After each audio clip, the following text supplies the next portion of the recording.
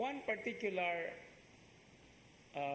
what we call aspect or dimension in the Gospel of St. Matthew is he always makes reference to certain Old Testament texts, especially the prophets, and place it within the context of Jesus fulfilling all of this, precisely because Jesus is the promised Messiah. And in our Gospel reading today, we have here a quotation or a citation from the so-called servant of the Lord, which is actually talking about a suffering servant. This is just one of the 4 hymns that are quoted.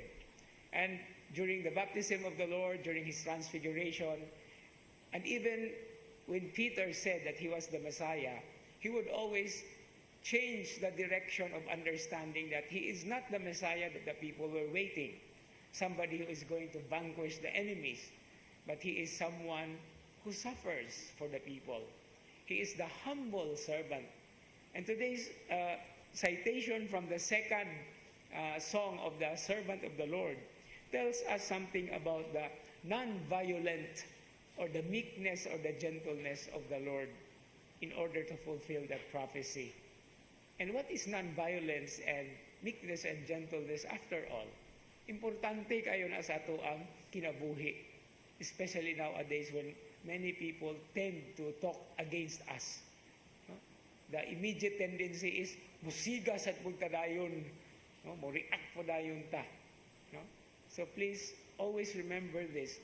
Jesus withdrew from that place despite the nindot kayo tanaw, no? He will not bruise, the bruised reed he will not break.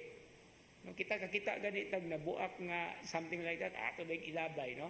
And then the beautiful thing is, a smoldering wick he will not quench. Makakita tag kandila nga dili kayo maayo og siga, di ba? Pag naragod na, no? Isugdod na, no?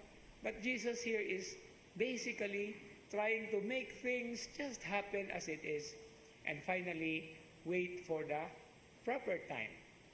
And this is one beautiful aspect or one beautiful virtue that we also have to embrace. It's true, by the way. Anybody can always react, just like a dynamite, whenever things are said or done against them.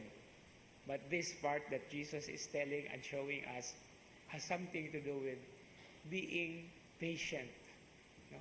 Being so understanding at the same time. After all, He knows the intentions of our hearts. Amen.